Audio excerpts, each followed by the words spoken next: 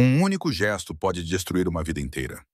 Durante 24 anos, Clara Jenkins navegou num mundo de dificuldades silenciosas. A sua vida era um borrão de café morno e aventais manchados. Durante 58 anos, Sterling Blackwood conquistou esse mesmo mundo. A sua vida era uma fortaleza de aço frio e transações ainda mais frias. Eles existiam em universos diferentes que por acaso ocupavam a mesma cidade, até uma terça-feira à noite, no restaurante mais exclusivo de Manhattan. O bilionário arregaçou a manga para verificar o seu relógio de platina, e a empregada viu. Uma pequena lua crescente perfeita, uma marca de nascença que ela só tinha visto numa fotografia desbotada de um pai que nunca conhecera. O mundo parou e 3 palavras saíram dos seus lábios, prestes a detonar tudo. Senhor, o meu pai. A sala de obsidiana não era tanto um restaurante, mas sim um testemunho de poder. Situada a 60 andares acima do sistema nervoso cintilante da cidade de Nova York, as suas janelas do chão ao teto emolduravam o horizonte como um deus capturado. O tilintar dos talheres na porcelana era uma delicada percussão abafada contra o zumbido baixo de conversas milionárias. Todas as superfícies, desde o piso de mármore preto polido até as mesas de mogno escuro, foram projetadas para refletir a riqueza de seus clientes e absorver as almas daqueles que os serviam. Clara Jenkins sentia sua alma sendo absorvida todas as noites. Aos 24 anos, ela usava seu cansaço como um segundo uniforme sob uma camisa branca engomada e um colete preto. A sua vida era um ritmo frenético e punitivo. Turnos antes do amanhecer numa lanchonete barata no Queens. Aulas à tarde numa faculdade comunitária e noites passadas aqui, nesta catedral de opulência, equilibrando bandejas de vieiras grelhadas e Bordeaux vintage para pessoas que gastavam mais numa única refeição do que ela ganhava num mês. Cada dólar era um soldado na guerra interminável contra as contas médicas da sua mãe e o aluguer do seu pequeno apartamento com correntes de ar. Esta noite, a sua estação incluía a mesa 7, o lugar mais cobiçado e temido da casa. Estava ocupado por Sterling Blackwood. Ele não era apenas um bilionário. Era um titã, uma força da natureza que movia mercados com um sussurro e desmantelava empresas com um traço de caneta. O seu rosto, marcado pelas linhas severas de uma ambição implacável, era uma presença constante nas revistas financeiras. Sentava-se sozinho, uma ilha austera de silêncio intimidante, a sua presença sugando o calor ambiente do ar. Clara aproximou-se com a invisibilidade treinada de uma empregada experiente. Boa noite, Sr. Blackwood. Posso começar por lhe servir algo para beber? Talvez o Petrus 1982, recitou ela, as palavras com sabor a cinza na boca. Ele não olhou para ela. O seu olhar estava fixo na cidade abaixo, um reino que ele observava com a indiferença entediada de um rei cujos dias de conquista já haviam ficado para trás. Água com gás, sem gelo, e traga-me o relatório de análise de mercado que pedi ao seu gerente para guardar para mim. A sua voz era grave, fria e desprovida de qualquer inflexão humana. Claro, senhor. Ela pegou a água e a pasta de couro, colocando-as sobre a mesa com a precisão de um cirurgião. Durante a hora seguinte, ela existiu apenas na sua periferia, um fantasma que se materializava para encher o seu copo ou limpar um prato. Ele devorou um bife maturado com eficiência brutal, sem tirar os olhos dos documentos espalhados à sua frente. Clara observava-o como se fosse um espécime de outra espécie. O que pensava um homem como aquele? Sentia alegria? Lembrava-se dos seus sonhos? O momento que mudou tudo foi mundano, quase cômico na sua simplicidade. Ao terminar a refeição, Sterling Blackwood, o homem que comandava impérios, derramou uma gota de água na sua manga francesa. Um lampejo de irritação cruzou o seu rosto. Ele empurrou a cadeira para trás, desabotoou o punho de diamantes e enrolou a manga da sua camisa feita à medida para inspecionar o tecido. E lá estava, na pele pálida e vaidosa do seu pulso interno, contrastando com os pelos escuros, uma marca de nascença. Não era uma mancha ou uma verruga. Era uma forma, uma lua crescente perfeita e elegante, da cor de café com leite. Clara congelou. A bandeja em sua mão, carregada com os pratos sujos de uma mesa vizinha, tremeu. Sua respiração parou. A parede cuidadosamente construída entre suas duas vidas, a cansada garçonete e a filha de um fantasma, desmoronou em pó. Em sua carteira surrada, escondida atrás de sua identidade da faculdade comunitária, havia uma fotografia. Era a única que ela tinha. Uma jovem sorridente com os olhos de Clara segurava um bebê enrolado em panos. Ao lado dela, o braço de um homem envolvia o seu ombro, com a mão apoiada no bebê. O rosto dele estava fora do enquadramento, cortado pela fotografia desajeitada de uma época passada. Mas no pulso dele, claramente visível, estava a mesma marca, a lua crescente. A sua mãe, Evelyn, perdida na névoa de uma doença neurológica cruel que roubou as suas memórias pedaço por pedaço, costumava traçar a forma na foto com um dedo trêmulo. O teu pai, ela sussurrava nos seus dias bons. Steven, ele tinha a lua no pulso. Disse que um dia a apanharia para mim. Steven, não Sterling. Mas a marca era idêntica, uma marca da natureza, única e inegável. O restaurante, a cidade, o peso da bandeja, tudo desapareceu. Havia apenas o homem na mesa 7 e a impossível possibilidade cataclísmica a florescer no seu peito. O seu treino gritava para que ela permanecesse em silêncio, desaparecesse, não perturbasse o predador no seu covil. Mas a esperança desesperada de uma rapariga que crescera com um vazio onde deveria estar o pai era uma força muito mais poderosa. Ela colocou a bandeja num suporte próximo, com movimentos rígidos e robóticos. Voltou para a mesa dele, com o coração a bater forte contra as costelas como um pássaro preso. Ele estava lá a assinar a conta, com uma assinatura nítida e irritada. Senhor! A sua voz era um sussurro pronto. Ele não olhou para cima. Deixe isso, senhor, repetiu ela um pouco mais alto desta vez, a voz a falhar. Desculpe incomodá-lo. Ele finalmente levantou a cabeça, os olhos da cor de ardósia fria, encontrando os dela pela primeira vez. Estavam totalmente desprovidos de curiosidade. Ele viu uma empregada, uma interrupção. O que é? Ela engoliu em seco. Apontou um dedo trêmulo para o pulso exposto dele. Aquela marca, ela sussurrou. A marca de nascença no seu pulso. Os olhos dele estreitaram-se com desconfiança. O que tem ela? As palavras pareciam pedras na boca dela, pesadas e irregulares. Olá, senhor, ela conseguiu dizer, a frase soando absurdamente casual para a bomba que estava prestes a soltar. O meu pai tinha a mesma marca de nascença. Sterling Blackwood olhou para ela. O silêncio que se seguiu foi absoluto. Ele não riu, não fez nenhuma pergunta. O seu rosto tornou-se uma máscara de pedra impenetrável. Mas, por uma fração de segundo, um lampejo de algo indecifrável passou pelos seus olhos. Choque, confusão e irritação. Em seguida, a sua expressão endureceu, transformando-se em puro desprezo. Isso é algum tipo de chantagem? Perguntou ele com uma voz mortalmente suave. Foi um dos seus amigos leitores de tabloides que o incitou a fazer isto? Quanto quer para ir embora? A acusação foi um golpe físico. Lágrimas brotaram dos olhos de Clara, nascidas da humilhação e do peso esmagador da sua própria tolice. Não, gaguejou ela. Não, não é nada disso. Eu só tenho uma foto. Da minha mãe. Não me importo com a sua mãe ou com as suas fotografias. Interrompeu ele, com uma voz que parecia metal a raspar pedra. Começou a puxar a manga para baixo, escondendo a marca como se fosse um segredo vergonhoso. Tem 5 segundos para sair da minha mesa antes que eu não só a despeda, mas também a coloque na lista negra de todos os restaurantes desta cidade. Levantou-se, elevando-se acima dela. Deixou cair algumas notas novas de $100 sobre a mesa. Muito mais do que o valor da conta, mas parecia menos uma gorjeta e mais um pagamento pelo seu silêncio, um insulto. Nunca mais fale comigo, disse ele, virando-lhe as costas e saindo do restaurante sem olhar para trás. Clara ficou paralisada. Toda a atenção do restaurante agora estava voltada para ela. O gerente, um homem perpetuamente nervoso chamado Sr. Dubois, já caminhava rapidamente em direção a ela, com uma expressão de pânico no rosto. Ela podia sentir os olhares dos outros clientes, ouvir os seus julgamentos sussurrados. A esperança que havia crescido tão violentamente no seu peito momentos antes havia despencado, deixando um vazio frio e doloroso. Ela tinha visto a marca. Ela havia dito a sua verdade e a única coisa que aconteceu foi a sua própria ruína profissional. O bilionário tinha desaparecido e ela ficou sozinha nos escombros. O sedã preto cortava as ruas escorregadias de Manhattan, um predador silencioso na selva urbana.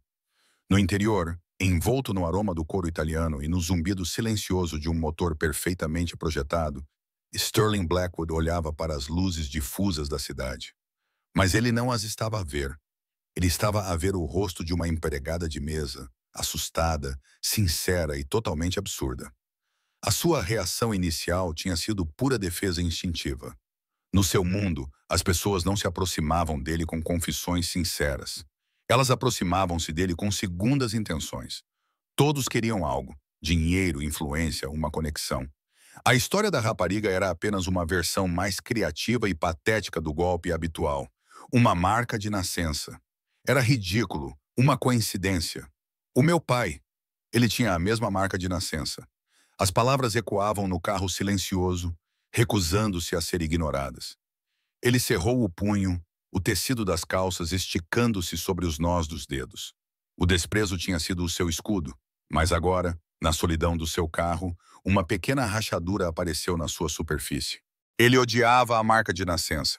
Durante toda a sua vida adulta, ele a viu como uma falha, uma imperfeição em uma existência que, de outra forma, era curada e controlada. Ele usava camisas de mangas compridas, mesmo no verão, para escondê-la. Era um vestígio de uma vida que ele havia sistemática e brutalmente apagado. Uma vida antes de se tornar Sterling Blackwood. O carro parou em frente à sua cobertura, um palácio de vidro com vista para o Central Park. Ele passou pelo porteiro com um aceno discreto e pegou o elevador privado direto para o último andar. O apartamento era vasto, estéril e silencioso. Era uma casa projetada por um comitê de decoradores para projetar poder, não para nutrir uma alma. A sua esposa Victoria estava em um baile de gala de caridade, um evento do qual ele havia sumariamente desistido. Ele serviu-se de um copo de uísque, o líquido âmbar a balançar contra o cristal. Caminhou até a janela, a mesma vista panorâmica que tinha do restaurante, mas de um ponto de vista mais alto e dominante. Normalmente, isso enchia-o de uma sensação de domínio. Esta noite, parecia vazio. Arregaçou a manga e olhou para a lua crescente no seu pulso. Parecia mais escura naquela noite, mais pronunciada. Uma chave para uma porta que ele havia soldado décadas atrás. O passado veio sem ser convidado, não em uma enxurrada, mas em fragmentos agudos e dolorosos. Ele não era Sterling Blackwood naquela época. Era Stephen Blake, 19 anos, sem nada em seu nome além de uma bolsa de estudos para a Colômbia, uma jaqueta surrada e uma fúria para escapar da pobreza extrema de sua infância em Boston. E havia Evelyn. Ele não se lembrava dela com detalhes nítidos, mas como um sentimento, o cheiro de shampoo barato e sol em seus cabelos, o som de sua risada em uma cabine apertada em uma lanchonete do campus, o calor de sua mão na dele. Eles eram jovens alimentados por café barato e pela crença arrogante de que seu amor era uma força indestrutível contra o mundo. Ela era a única pessoa que já tinha visto o menino assustado e ambicioso por trás de sua atitude agressiva. Ela traçou a marca de nascença no pulso dele numa tarde no parque, com um toque leve como uma pena. "É a tua lua particular", disse ela. Uma promessa de luz na escuridão. A memória era tão vívida que o fez acreditar no que tinha acontecido. A narrativa a qual ele se agarrou durante 35 anos era que ela o tinha deixado. Ele teve de abandonar a faculdade por um semestre para trabalhar. O seu pai teve um AVC e as contas médicas eram esmagadoras. Ele estava a afogar-se. Regressou a Nova York desesperado para a ver, mas a colega de quarto dela disse-lhe que ela tinha partido. Fez as malas e foi-se embora. Ele escreveu cartas. Ficaram sem resposta. Eventualmente, o orgulho e a dor lancinante da rejeição transformaram o seu amor em cinzas. Concluiu que ela queria alguém com melhores perspectivas, alguém que não fosse um caso de caridade. Essa traição tornou-se o combustível para a atual ascensão. Ele mudou de nome, lutou para entrar no mundo das finanças e enterrou Stephen Blake no seu coração partido para sempre. Mas a empregada de mesa, Clara, tinha os olhos de Evelyn. Ele bateu com o copo na bancada de mármore, o som quebrando o silêncio. "É uma fraude", resmungou para a sala vazia. "Tem de ser." Mas a semente da dúvida tinha sido plantada. Era uma erva daninha nociva, cujas raízes se entrelaçavam nas fundações da vida que ele tinha construído tão meticulosamente. Na manhã seguinte, convocou o seu advogado ao seu escritório. Arthur Vance era um homem tão preciso e sem graça quanto os documentos legais que redigia. Ele trabalhava com Sterling há 30 anos, o arquiteto leal de suas fortificações legais. Tenho uma situação delicada, começou Sterling, andando de um lado para o outro em seu escritório. A cidade se espalhava abaixo dele. Arthur ouvia com o rosto impassível, enquanto Sterling contava o incidente no restaurante, omitindo o peso emocional e apresentando-o como uma potencial ameaça à segurança. Uma jovem, uma empregada de mesa, aproximou-se de mim. Ela alegou uma ligação familiar com base numa marca distintiva. É uma jogada óbvia para ganhar dinheiro. E quer que eu faça isso desaparecer? Arthur afirmou mais uma conclusão do que uma pergunta. Uma cessação e desistência, um acordo silencioso com um acordo de confidencialidade. Quero que descubras quem ela é, disse Sterling, com uma voz mais aguda do que pretendia. O nome dela é Clara Jenkins. Descobre tudo. Onde ela mora, quem é a mãe dela, de onde ela veio. Quero saber com o que estou a lidar. Quero uma vantagem. Arthur fez uma anotação num bloco de notas. Considera feito. Teremos um arquivo sobre ela até ao final do dia. Provavelmente uma vigarista de pouca monta, com um histórico de reclamações incômodas. Ótimo, disse Sterling, a palavra soando vazia. Mas quando Arthur saiu, Sterling se viu caminhando até o cofre escondido atrás de uma pintura minimalista em seu escritório. Ele digitou a combinação, seus dedos surpreendentemente rígidos. Dentro, sob pilhas de títulos ao portador e escrituras de propriedades, havia uma pequena caixa de madeira desgastada. Ele não a abria há mais de 3 décadas.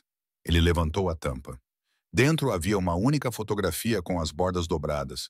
Um jovem Stephen Blake sorrindo, com o braço em volta de uma Evelyn rindo, e um medalhão de prata barato que ela lhe dera com uma pequena lua crescente mal gravada nele.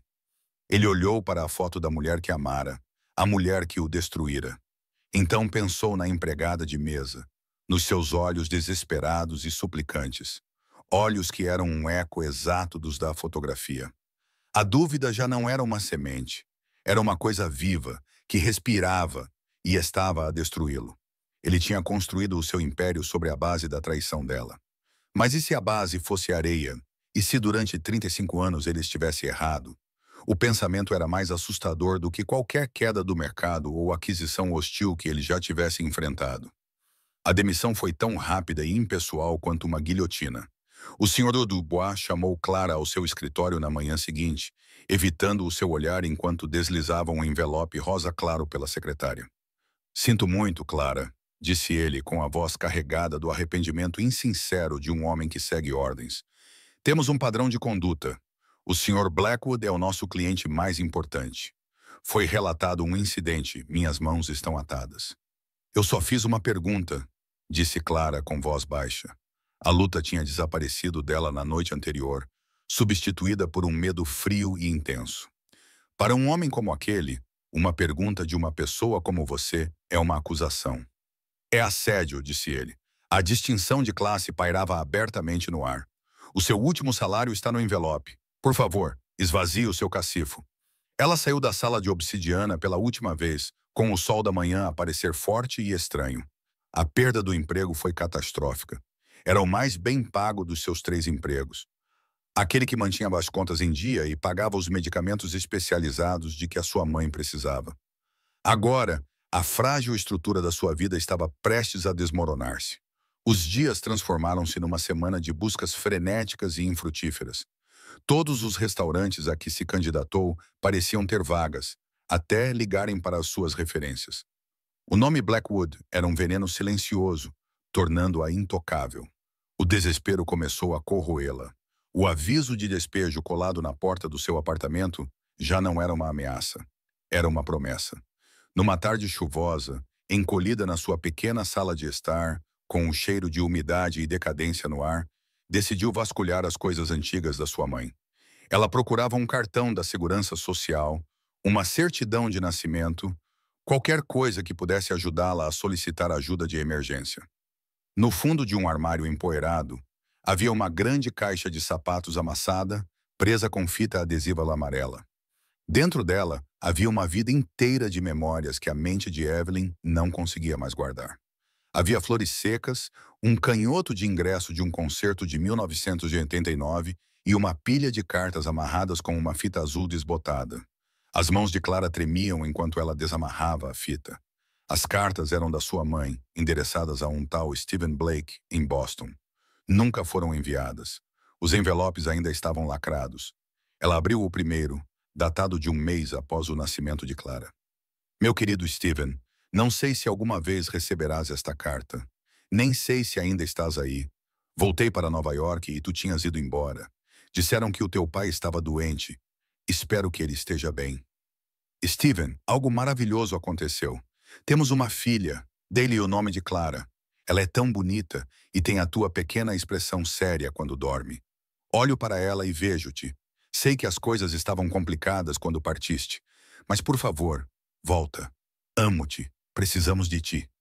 Clara continuou a ler, carta após carta, uma crônica de esperança que se transformava em desespero. Evelyn escreveu sobre ter conseguido um emprego, sobre o primeiro sorriso de Clara, sobre como teve de se mudar para um apartamento mais barato. As cartas tornaram-se mais frenéticas, mais desesperadas. Stephen, já passou um ano. Estás a receber as minhas cartas? Continua a enviá-las para a casa dos teus pais, mas elas voltam sempre. Fiz algo errado? Por favor, apenas me diga que está vivo. Clara disse uma palavra hoje. Ela apontou para a lua e disse, Papá, meu coração está a partir-se. A última carta foi escrita 2 anos depois. A caligrafia estava trêmula, manchada com o que pareciam ser lágrimas. Tenho que parar. Não consigo mais fazer isto. Tenho que acreditar que você partiu por um motivo. Que você não nos queria. É a única maneira de eu continuar por ela. Sempre amarei o rapaz que me prometeu a lua, mas tenho que deixá-lo ir. Adeus, Stephen. No fundo da caixa estava a fotografia original, aquela cuja cópia ela carregava consigo. No verso, na elegante caligrafia da mãe, estava escrito Stephen e Evelyn, Central Park, 1988, o dia em que ele me deu o medalhão. Clara sentou-se no chão. A carta espalhou-se à sua volta e ela chorou. Chorou pelo coração partido da mãe, pelos anos de luta, pelo pai que parecia ter desaparecido. Sterling Blackwood era Stephen Blake. O momento, a história, a marca, tudo se encaixava. Ele não tinha simplesmente partido. Ele tinha se apagado, mudado de nome e construído um novo mundo sobre as cinzas do antigo, deixando-os para trás para arderem. A humilhação que sentira no restaurante transformou-se numa raiva dura e fria. Não se tratava do dinheiro dele, tratava-se da verdade. Tratava-se da dor que ele lhe causara ao longo da vida. Enquanto isso, num escritório elegante e anônimo no centro da cidade, Genevieve Reed olhava para o ecrã do computador. Ela era uma investigadora privada, uma das melhores da cidade. Os seus clientes eram os ultra-ricos, e a sua moeda era a discrição e a sujeira. O pedido de Sterling Blackwood, filtrado pelo seu advogado, Arthur Vance, era típico. Investigar um potencial incômodo. Mas, à medida que Genevieve começou a investigar, a palavra incômodo parecia cada vez mais inadequada. Clara Jenkins estava limpa, completamente limpa. Sem antecedentes criminais, sem histórico de fraudes, sem presença nas redes sociais, apenas um rastro de trabalho árduo e azar. A verdadeira história começou quando ela começou a investigar a mãe de Clara, Evelyn Jenkins. Genevieve encontrou-a num lar de idosos estatal no Bronx, um lugar que cheirava a desinfetante e desespero. O diagnóstico era demência frontal, agressiva e avançada. O seu prontuário médico era uma litania de dificuldades financeiras. A chave veio de uma pesquisa profunda nos arquivos, cruzando registros de propriedades e listas telefônicas antigas do final dos anos 80. Ela encontrou um endereço antigo de Evelyn e, a partir daí, uma ex-colega de quarto, uma mulher que agora mora no Arizona. Uma chamada telefônica de 1 hora, persuadida pelo charme desarmante de Genevieve e uma sugestão de compensação financeira, abriu a primeira porta. A colega de quarto lembrava-se de Stephen Blake, o namorado intenso e brilhante da Colômbia, e lembrava-se de quando ele desapareceu. Evelyn ficou com o coração partido, disse a mulher ao telefone. Mas então outro homem começou a aparecer, mais velho, rico. A filha dele era amiga de Evelyn. Ele dizia ser um amigo da família que estava apenas a visitar Evelyn. Foi ele quem contou a Evelyn que Steven tinha conhecido outra pessoa em Boston, de uma família rica, e não queria mais nada com ela nem com o bebê. Esse homem tinha um nome? Genevieve perguntou com a caneta na mão. Ah, sim, um verdadeiro personagem. Sempre usava aqueles fatos engomados. Chamava-se Robert Croft. A sua filha era Victoria Croft. O sangue de Genevieve gelou. Victoria Croft, agora Victoria Blackwood, esposa de Sterling Blackwood há 32 anos. As peças começaram a encaixar-se com uma velocidade assustadora. Genevieve mudou a sua investigação de Clara para Victoria. Ela consultou registros financeiros, histórias familiares, cronologias. A ascensão meteórica de Sterling Blackwood não tinha sido um ato solo. O seu primeiro grande investimento, aquele que lançou a sua carreira, veio de um fundo inicial gerido pela Croft Enterprises. Ele casou-se com a filha do chefe. A peça final do quebra-cabeças foi a mais difícil de obter. Foi necessário invadir os arquivos digitalizados de um serviço de encaminhamento de correspondência há muito extinto, subornando um funcionário dos Correios aposentado. Mas ela encontrou um registro de dezenas de cartas endereçadas a Stephen Blake, namorada da sua família em Boston, todas devolvidas ao remetente.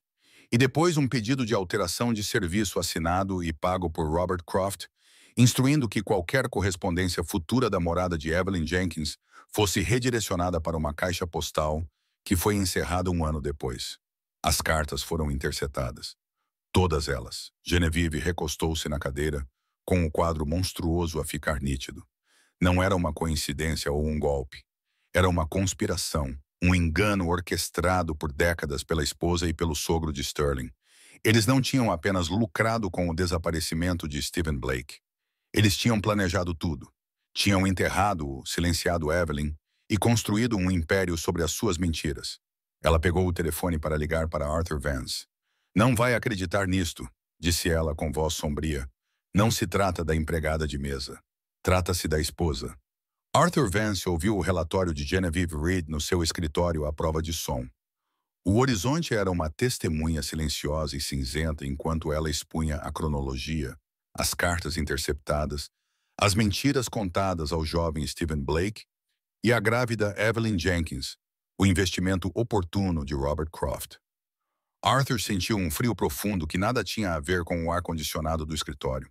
Ele servira Sterling Blackwood por 3 décadas, admirando o gênio implacável e a autocriação inabalável do homem.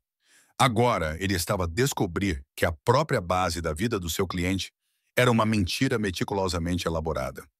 Desligou o telefone e ficou sentado em silêncio por um longo tempo. O relatório condenatório em sua mesa parecia radioativo. Seu dever era proteger Sterling, mas o que isso significava agora? Protegê-lo de uma empregada de mesa interesseira era uma coisa. Protegê-lo da verdade sobre o seu próprio casamento, da mulher que dormia na sua cama, era outra coisa completamente diferente. Era um ataque vindo de dentro da fortaleza. Ele sabia que não poderia esconder isso. Sterling não era um homem que tolerava ser controlado, e a verdade, por mais destrutiva que fosse, era uma variável que precisava ser controlada. Ele pegou o telefone e discou para a linha privada de Sterling. Tenho o relatório sobre a garota Jenkins, disse Arthur com a voz cuidadosamente neutra.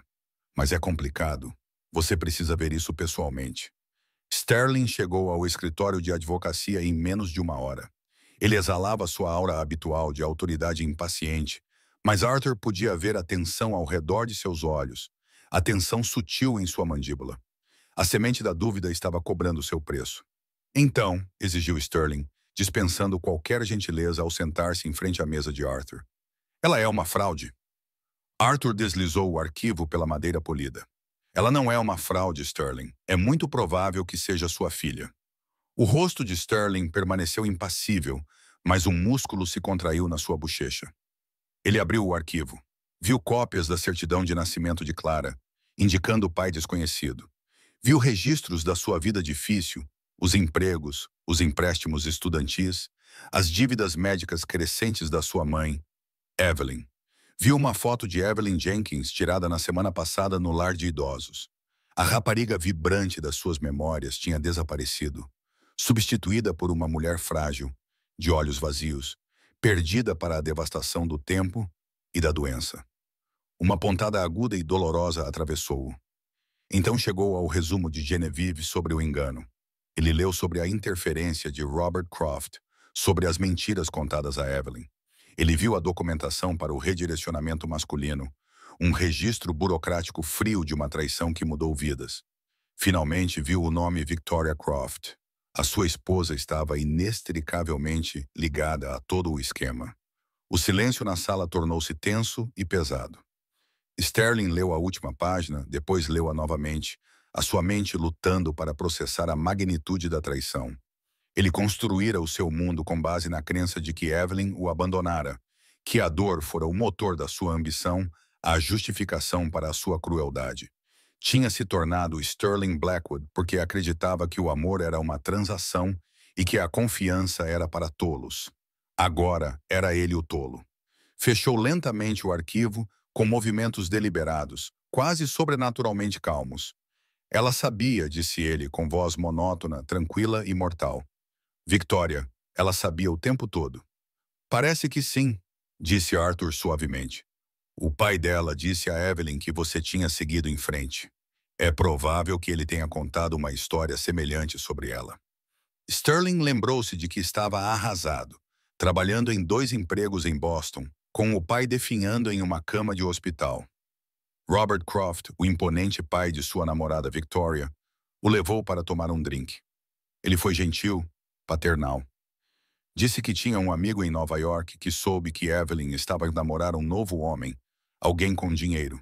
Ele disse isso com simpatia, aconselhando o jovem Stephen a esquecê-la e se concentrar no seu futuro, um futuro que Robert e Victoria poderiam ajudá-lo a construir. Foi o golpe final na sua esperança. A calma no rosto de Sterling finalmente se despedaçou. Ele levantou-se e varreu a mesa de Arthur com o braço, fazendo com que papéis, um candeeiro e um jarro de água caíssem no chão. O som foi explosivo na sala silenciosa. 35 anos, rugiu ele, a voz rouca de uma dor que não se permitia sentir há décadas. 35 anos da minha vida. A minha filha, tenho uma filha que lutou por tudo enquanto eu... Ele não conseguiu terminar a frase. A enormidade disso era sufocante. A sua filha tinha trabalhado como empregada de mesa para ele, e ele a ameaçou, humilhou-a. Ele olhou para Arthur, os olhos ardendo com um fogo frio e aterrorizante. Onde ela está? Em uma gala para a Fundação de Saúde Infantil, disse Arthur, já antecipando a pergunta. No museu. Sterling virou-se e saiu do escritório sem dizer mais nada. Arthur Vance viu-o partir, sabendo que estava prestes a testemunhar a demolição controlada do Império Blackwood. Não por causa de uma queda do mercado, mas pelo poder simples e devastador da verdade. Sterling não ia apenas confrontar a sua esposa. Ele ia entrar em guerra com a própria mentira sobre a qual a sua vida tinha sido construída. O baile de gala de caridade era um quadro cintilante da elite de Nova York. Candelabros de cristal lançavam um brilho dourado sobre mulheres em vestidos de grife e homens em smoking sob medida. O ar estava pesado com o cheiro de perfumes caros e o som de risadas forçadas. Victoria Blackwood movia-se por entre todos como uma rainha na sua corte, majestosa, elegante e perfeitamente composta. Ela era a personificação da riqueza antiga e do status intocável. Ela estava a receber um prêmio em nome da Fundação Blackwood, o braço filantrópico do seu império que polia a sua imagem pública. Ela estava a meio de uma conversa com um senador quando o viu. Sterling estava parado na grande entrada do salão de baile, não de smoking, mas com o fato que usara o dia todo. Ele era uma nuvem de tempestade numa sala cheia de bolhas de champanhe, o rosto uma máscara de fúria fria. Ele não se mexeu, apenas ficou ali, com os olhos fixos nela. Uma onda de murmúrios percorreu a multidão. Victoria pediu licença, sem perder o sorriso, embora um nó de gelo se formasse no seu estômago. Ela deslizou em direção a ele, com uma expressão de profunda preocupação. Sterling, querido, o que se passa? Estás com péssimo aspecto. Vamos embora, disse ele com voz baixa e gutural. Não seja ridículo. Vou ser homenageada daqui a 20 minutos. A homenagem foi revogada, disse ele, segurando-lhe o braço com uma força dolorosa.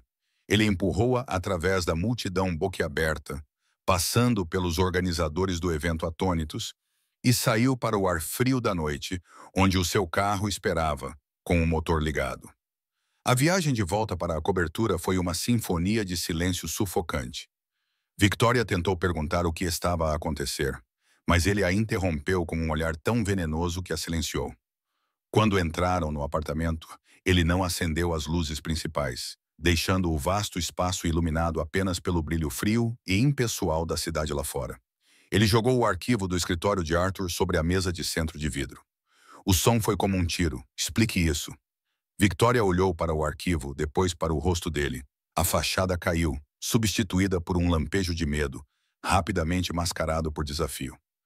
Não sei do que você está a falar. Evelyn Jenkins, rosnou Sterling, o nome parecendo ácido em sua língua. Stephen Blake interceptou cartas. Preciso continuar ou sua memória falhou repentinamente? Victoria empalideceu.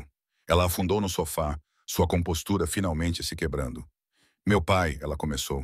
Foi ideia dele. Ele estava a proteger o nosso futuro. Proteger? Sterling riu com um som áspero e desagradável. Você chama isso de proteger? Você construiu toda a nossa vida sobre uma base de mentiras. Deixaste-me acreditar que ela me abandonou. Deixaste-me acreditar que eu não tinha uma filha.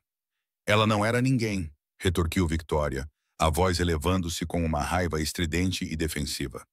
Uma estudante pobre vinda do nada. Ela teria sido uma âncora a puxar-te para baixo, impedindo-te de ser tudo o que estavas destinado a ser. O meu pai viu o teu potencial. Eu vi isso. Nós demos-te o mundo. Roubaste o meu mundo, rugiu ele, a sua voz ecoando na sala cavernosa. Roubaste a minha filha. Alguma vez paraste para pensar no que aconteceu com eles? Alguma vez, em 32 anos de casamento, sentiste um pingo de culpa enquanto usavas as tuas joias e planeavas as tuas festas, sabendo que a minha filha estava lá fora a lutar? Ela não era sua filha de forma alguma, insistiu Victoria, levantando-se, o seu medo transformando-se na indignação justificada dos privilegiados. Ela foi consequência de um caso juvenil tolo. Nós fizemos de você Sterling Blackwood. Esse nome, essa vida, você deve tudo a mim e ao meu pai. Foi nesse momento que ele se quebrou. A fúria fria se dissolveu em uma profunda ferida aberta de dor. O meu nome, sussurrou ele com a voz a falhar. Era Stephen Blake, e acho que ele era um homem melhor do que isto. Ele olhou para ela, olhou verdadeiramente para ela pela primeira vez em anos, e não viu uma parceira, mas um parasita, uma mulher cujo amor não era um presente, mas uma gaiola dourada. Saia, disse ele com voz calma, mas absoluta. O quê? Faz as malas. Liga para o teu advogado. Quero que saias da minha casa pela manhã. O casamento acabou. Não podes estar a falar a sério, ela zombou, embora o pânico fosse evidente nos seus olhos. Sterling, pensa no escândalo. Nos negócios. Os negócios são meus, disse ele com uma finalidade arrepiante. As mentiras eram tuas. Sai. Ele virou-lhe as costas e caminhou em direção à janela, deixando-a sozinha em meio às ruínas da vida deles. Naquele mesmo momento, do outro lado da cidade, no sombrio lar de idosos no Bronx, Clara estava sentada ao lado da cama da mãe. O aviso de despejo parecia um peso de chumbo no seu bolso. Ela tinha vindo para se despedir, para dizer à mãe que teriam de se mudar, embora soubesse que as palavras provavelmente não seriam compreendidas. Evelyn estava a ter uma noite rara e lúcida. A nevoa nos seus olhos tinha desaparecido, e ela olhou para Clara com um lampejo de reconhecimento. Minha querida menina, sussurrou Evelyn, com a mão fina como uma garra de pássaro, estendendo-se para a de Clara. Você parece tão cansada. Lágrimas brotaram nos olhos de Clara. Estou bem, mãe. Eu estava a sonhar, disse Evelyn, o seu olhar vagando em direção à janela. Sobre o parque com o Stephen. O coração de Clara apertou. Ela inclinou-se para mais perto. O que sonhaste, mãe? Ele deu-me um medalhão, murmurou ela, um sorriso fraco tocando os seus lábios. Com uma lua nele. Ele disse que também tinha um verdadeiro dado a ele por um anjo. Ele prometeu que voltaria sempre. Os seus olhos fixaram-se em Clara com uma intensidade repentina e surpreendente. A lua crescente. Encontraste-a? A pergunta, tão direta e clara, destruiu o que restava da compostura de Clara. Ela começou a soluçar, apoiando a cabeça no colchão fino, enquanto a mão frágil da mãe lhe acariciava o cabelo. Está tudo bem, querida, sussurrou Evelyn, a sua própria mente começando a divagar novamente. A lua sempre volta, mesmo depois da noite mais escura. Naquele momento, segurando a mão da mãe, Clara soube o que tinha de fazer. Não se tratava mais de um bilionário que a havia magoado. Tratava-se de dar à sua mãe um último pedaço de paz. Tratava-se de mostrar a um homem chamado Stephen Blake o que ele realmente havia perdido. Não uma fortuna, não um império, mas o amor simples e insubstituível da mulher que ainda sonhava com ele depois de todos esses anos. Sterling Blackwood dirigiu pela noite, as luzes da cidade uma mancha sem sentido. Victoria se fora, um fantasma já sendo exercitado por seus advogados. A cobertura parecia um túmulo. Ele passara as últimas horas com Arthur, colocando em ação a maquinaria implacável de um divórcio que seria brutal e rápido. Mas nada disso importava. Ele tinha um único objetivo agora. Ele tinha o endereço de Clara, um prédio de apartamentos decadente em Queens, cortesia do arquivo de Genevieve. Era uma parte da cidade onde ele não pisava há décadas. Ao estacionar o seu Bentley na rua rachada e cheia de lixo, parecia que estava a viajar para um país estrangeiro. Sentia-se deslocado, como um tubarão num aquário, e sabia disso. Encontrou o apartamento dela, o número 3B. A porta era fina, com a tinta a descascar. Conseguia ouvir um som fraco de choro vindo de dentro. Por um momento, o titã da indústria hesitou. O que poderia dizer? Desculpa, a família da minha esposa conspirou para arruinar a vida da sua mãe e roubá-la de mim, e eu estava cego e arrogante demais para olhar para trás. Ele bateu a porta. O som foi muito alto no corredor silencioso e sombrio. O choro parou. Após um longo momento, a porta se abriu um pouco, presa por uma corrente. Clara espreitou, com os olhos vermelhos e inchados. Quando o viu, seu rosto passou por uma rápida série de emoções. Choque, medo, e em seguida, um lampejo de raiva pura e genuína. "O que você quer?" perguntou ela com a voz rouca. "Clara", ele começou, o nome parecendo-lhe estranho e precioso. "Posso entrar, por favor? Precisamos conversar." "Não temos nada para conversar", ela respondeu. "Você deixou sua posição muito clara no restaurante. Agora, por favor, saia antes que eu chame a polícia." Ela tentou fechar a porta, mas ele colocou a mão contra ela. Não foi um gesto de força, mas de súplica. "Por favor", disse ele, e a palavra era crua, desprovida de toda a sua autoridade habitual. Era a voz de Stephen Blake. "Eu sei tudo sobre as cartas, sobre a minha esposa, sobre o pai dela. Eu estava errado. Meu Deus, eu estava tão errado." As suas palavras e a angústia genuína na sua voz fizeram-na parar. Ela viu o aviso de despejo na mesa atrás dela. Não tinha nada a perder. Com um suspiro cansado, ela tirou a corrente e abriu a porta. O apartamento era minúsculo e gasto, mas impecavelmente limpo. Cheirava a cera de limão e couve cozida. Era um lar construído com amor e pura força de vontade. Ele viu a pilha de contas médicas na bancada, os livros didáticos gastos das aulas da faculdade dela. Ele viu a caixa de sapatos com as cartas da mãe dela sobre a mesa de centro. As evidências da vida que ele havia perdido, as lutas das quais ele não tinha conhecimento, estavam ao seu redor. Era uma acusação física. "Eles mentiram para mim, Clara", disse ele com a voz. "Eles me disseram que a tua mãe me deixou por outra pessoa. Eu acreditei neles, deixei o meu orgulho e a minha raiva cegarem-me, e nunca olhei para trás. Não há desculpa para isso. Nenhuma. Mas preciso que saibas que eu não sabia que tu existias. Juro pela minha vida, nunca soube." Clara olhou para ele, procurando em seu rosto qualquer sinal de engano. Tudo o que viu foi um homem mais velho e abatido.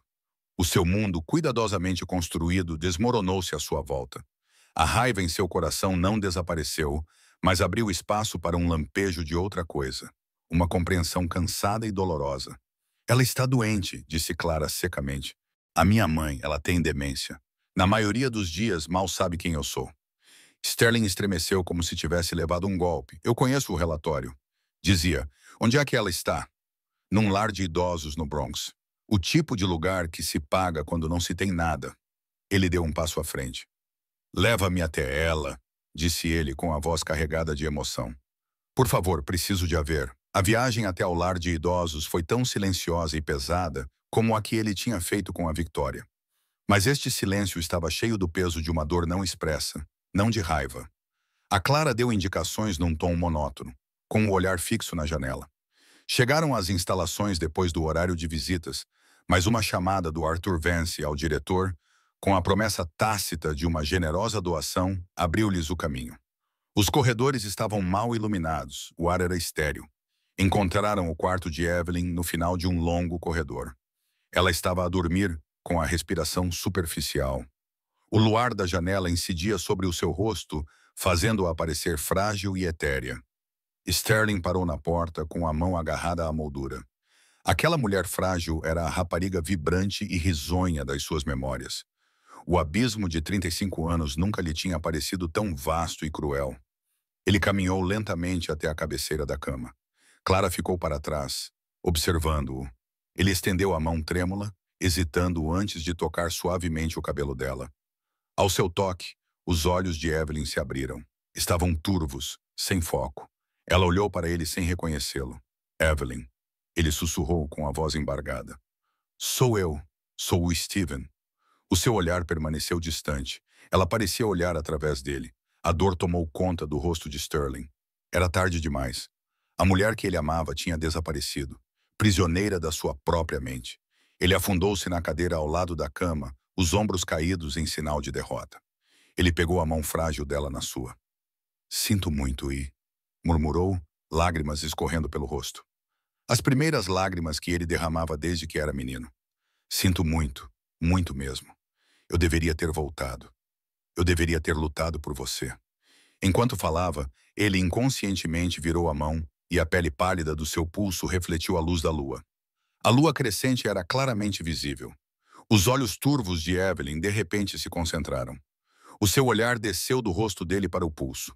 Os seus dedos, surpreendentemente fortes, apertaram os dele. Um lampejo de luz de memória brilhou profundamente nos seus olhos. Steven, ela sussurrou, a voz seca e rouca, mas clara. Tu voltaste. Um sorriso fraco e bonito tocou os seus lábios. Tu pegaste a lua para mim. Ela apertou a mão dele, os olhos fixos nos dele. Um momento de reconhecimento puro e genuíno em meio ao deserto árido da sua doença. Então, tão rapidamente quanto surgiu, a luz se apagou. Os seus olhos ficaram turvos novamente e a sua mão ficou frouxa na dele, mas o sorriso permaneceu.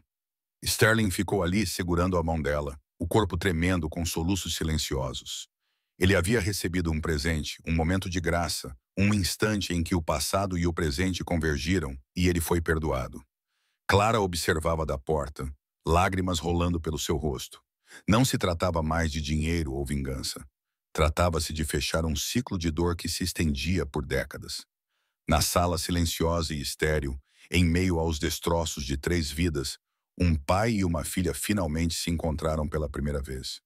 O teste de DNA que Arthur Vance já havia providenciado era agora apenas uma formalidade. A verdade estava ali, naquela sala, presa no espaço entre o sorriso de uma mulher adormecida e as lágrimas de um homem destroçado. As semanas que se seguiram foram um turbilhão de mudanças, tão rápidas e decisivas quanto uma das aquisições corporativas de Sterling, mas impulsionadas por um propósito que ele não sentia há anos. Evelyn foi transferida do lar de idosos do Bronx para uma clínica neurológica privada de classe mundial em Connecticut. Sterling não poupou despesas, contratando os melhores médicos, terapeutas e especialistas. Os seus momentos de lucidez continuavam a ser fugazes e raros, mas o seu conforto e dignidade estavam, pela primeira vez, assegurados. Ele passava horas ao lado da sua cama todos os dias, às vezes lendo para ela, às vezes apenas sentado em silêncio, segurando a sua mão, contente por ser o guardião silencioso da sua paz. Ele reconheceu formalmente Clara como sua filha. Não houve acordo silencioso nem acordo discreto. Convocou uma conferência de imprensa, uma atitude que surpreendeu o mundo financeiro e horrorizou o círculo social da sua futura ex-mulher. Diante das câmaras, ele não era o implacável Sterling Blackwood, mas um homem humilde. Contou uma versão editada, mais honesta, da história de um amor perdido, um terrível mal-entendido na recente descoberta de uma filha que ele nunca soube que tinha. Apresentou Clara, que estava ao seu lado, serena e resoluta, suportando o escrutínio com uma força que o deixou mais orgulhoso do que qualquer negócio de $1.000 milhões alguma vez o tinha deixado. A vida de Clara transformou-se da noite para o dia, mas não da forma que um conto de fadas poderia ditar. Ela não se mudou para a penthouse nem fez compras compulsivas. Insistiu em terminar o semestre na faculdade comunitária. O aviso de despejo era uma memória. As contas da mãe tinham desaparecido, mas ela estava determinada a construir uma vida nos seus próprios termos, não apenas como uma extensão da dele. A relação entre eles era delicada e frágil, dando os seus primeiros passos hesitantes. Não houve grandes momentos cinematográficos de aproximação. Em vez disso, a sua ligação foi construída em pequenos espaços tranquilos. Encontravam-se para tomar café perto do campus dela. O bilionário sentava-se desajeitadamente numa cadeira de plástico, ouvindo-a falar sobre as suas aulas. Caminhavam pelo Central Park, o mesmo parque onde ele cortejara a mãe dela. E ela contava-lhe histórias de Evelyn, preenchendo a lacuna de 35 anos com anedotas de uma mulher que ele agora só conhecia através da névoa da doença. Ele aprendeu sobre a sua resiliência, a sua independência feroz, a sua compaixão silenciosa. Ela aprendeu sobre o jovem motivado e ferido que ele já fora. O Stephen Blake, que ainda existia sob a armadura de Sterling Blackwood. Eles encontraram o seu terreno comum não no presente, mas no passado, no amor que compartilhavam por Evelyn. O divórcio de Victoria foi cirurgicamente preciso e devastadoramente eficaz. Despojada do nome Blackwood e de uma parte significativa da sua riqueza por um acordo pré-nupcial que Arthur Vance redigiu com genialidade profética, ela tornou-se uma pária social, um testemunho vivo do fato de que o dinheiro não pode comprar imunidade contra as consequências.